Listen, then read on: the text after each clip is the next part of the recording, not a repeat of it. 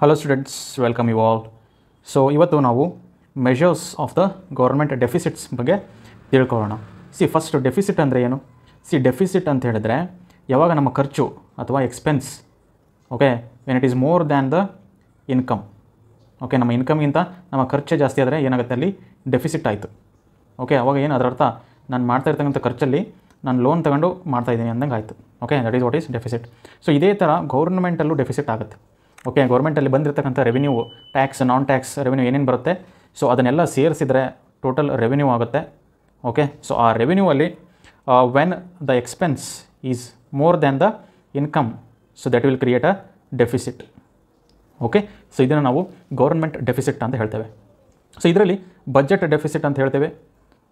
Budget. So ಇವಾಗ budget ಮಂಡನೆ ಮಾಡುತ್ತಲ್ಲ ಗೌರ್ಮೆಂಟು, ಆ ಬಜೆಟಲ್ಲಿ if expenditure is more than the revenue, ಬರ್ತಕ್ಕಂಥ ರೆವಿನ್ಯೂಗಿಂತ ಎಕ್ಸ್ಪೆಂಡಿಚರೇ ಜಾಸ್ತಿ ಇದ್ದರೆ ಅಂಥ ಬಜೆಟಲ್ಲಿ we call it as a deficit budget. So ಒಂದು ಸಿಂಪಲ್ ಉದಾಹರಣೆ ತಗೊಳ್ಳಿ. ಒಬ್ಬ ವ್ಯಕ್ತಿ ಇದ್ದಾನೆ. ಸೊ ಈತನಿಗೆ ಬರ್ತಕ್ಕಂಥ ಇನ್ಕಮ್ಮು ಮಂತ್ಲಿ 20,000 ಅಂತ ಅಂದ್ಕೊಳ್ಳಿ. ಈತನಿಗೆ 20,000 ಇನ್ಕಮ್ ಇದೆ. This is his budget. ಈತನ ಬಜೆಟ್ ಟೋಟಲ್ ಬಂದು 20,000 ತಿಂಗಳಿಗೆ.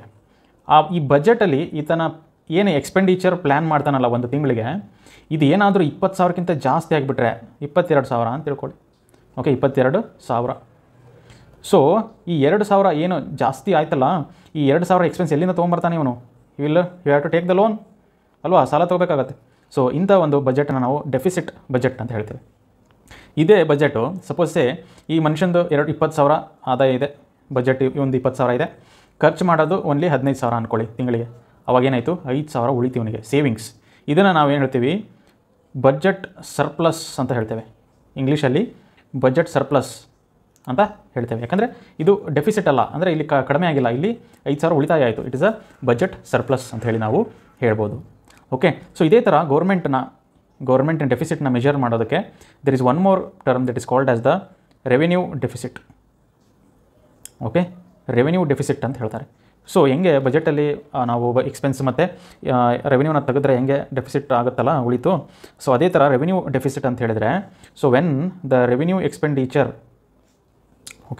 Revenue expenditure minus revenue receipts.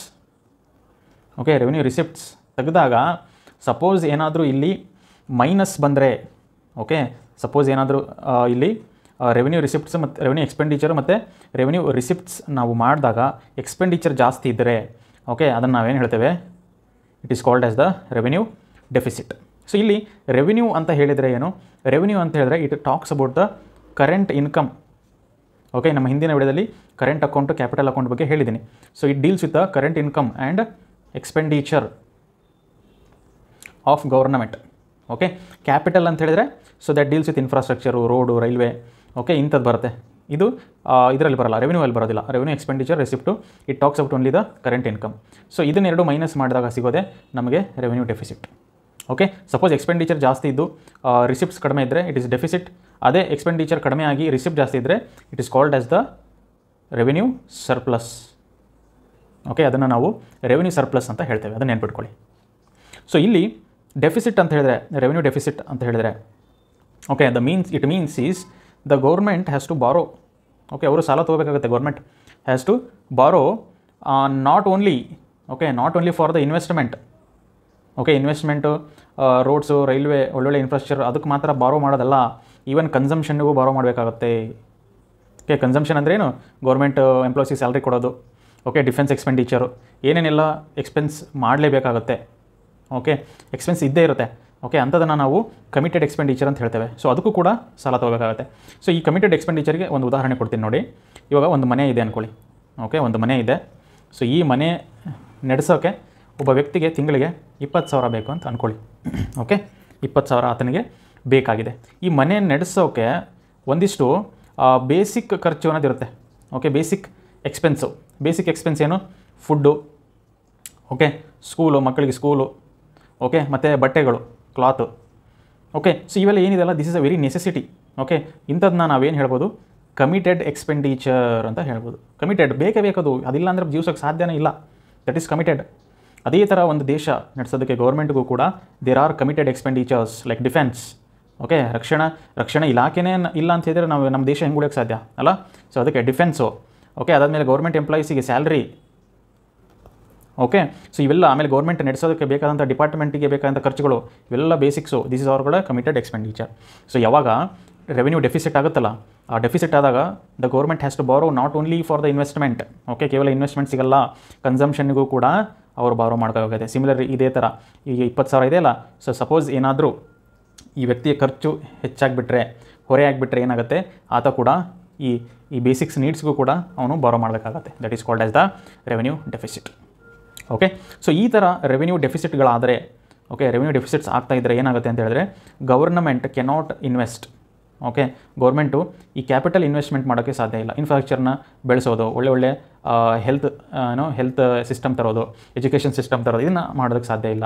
Okay, so ಈ ಥರ ಯಾವಾಗ ಗೌರ್ಮೆಂಟು ಸಾಲದಲ್ಲೇ ಸಿಕ್ಕೊಂಡು ಇನ್ವೆಸ್ಟ್ಮೆಂಟ್ ಮಾಡೋದಿಲ್ವೋ ಅವಾಗ ಏನಾಗುತ್ತೆ, ನಮ್ಮ ಎಕನಾಮಿಕ್ ಗ್ರೋತು ಕೂಡ ಕಡಿಮೆ ಆಗುತ್ತೆ. Okay, the economic growth will reduce. Okay, so ಇದು ರೆವೆನ್ಯೂ ಡೆಫಿಸಿಟ್. ಇನ್ನೊಂದು ಬರುತ್ತೆ, that is called as the physical deficit. Okay, physical. ಇಲ್ಲಿ ರೆವೆನ್ಯೂವಲ್ಲಿ ನಾವು ಕೇವಲ ಕರೆಂಟ್ ಇನ್ಕಮ್ ನೋಡಿದ್ವಿ, current revenue receipt, current income, ಎಕ್ಸ್ಪೆಂಡಿಚರ್ನ ಮಾತ್ರ ನೋಡ್ತೇವೆ ನಾವು. ಓಕೆ, ಸೊ ಫಿಸಿಕಲ್ ಡೆಫಿಸಿಟು ಇದರಲ್ಲಿ ನಾವೇನು ಮಾಡ್ತೀವಿ, we consider total expenditure, current, capital ಎಲ್ಲ ತೊಗೊಂಡು ಟೋಟಲ್ ಎಕ್ಸ್ಪೆಂಡಿಚರು ಮೈನಸ್ ಟೋಟಲ್ ರಿಸಿಪ್ಟ್ಸ್ನ ಮಾಡ್ತೇವೆ.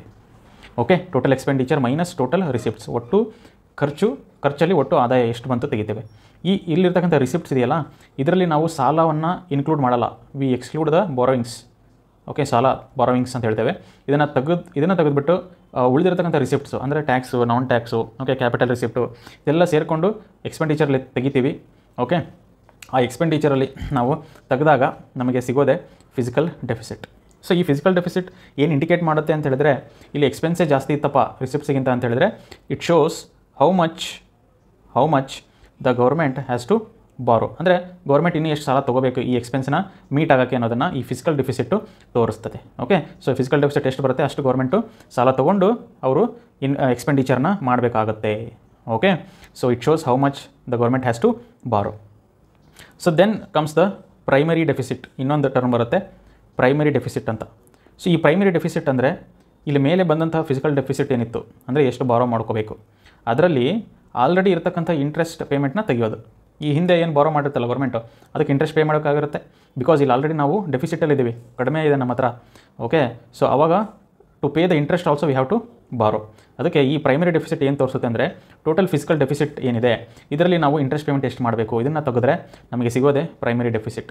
ಅಂದರೆ ನಾವು ಇಂಟ್ರೆಸ್ಟ್ ಏನು ಹಿಂದೆ ಇರತಕ್ಕಂಥ ಲೋನ್ ತೊಗೊಂಡಿದ್ವಲ್ಲ ಅದಕ್ಕೆ ಇಂಟ್ರೆಸ್ಟ್ ಎಷ್ಟು ಪೇ ಮಾಡಬೇಕು, ಓಕೆ, ಅದನ್ನು ತೆಗೆದ್ರೆ ನಮಗೆ ಸಿಗೋದೆ ಫಿಸಿಕಲ್ ಡೆಫಿಸಿಟ್. ಇದನ್ನು ಬಿಟ್ಟು ಈ ಹಿಂದೆ ಇರತಕ್ಕಂಥ ಇಂಟ್ರೆಸ್ಟ್ ಪೇಮೆಂಟನ್ನು ಬಿಟ್ಟು ಇನ್ನೂ ಎಷ್ಟು ನಾವು ಬಾರೋ ಮಾಡ್ಕೋಬೇಕು, ಓಕೆ, ಆ ಇಂಟ್ರೆಸ್ಟ್ ಪೇಮೆಂಟ್ನೇ ಬಿಟ್ಟು ಇನ್ನೆಷ್ಟು ಬಾರೋ ಮಾಡ್ಕೋಬೇಕು ಅನ್ನೋದೇ it is the primary deficit ಅಂತ ಹೇಳ್ತೇವೆ.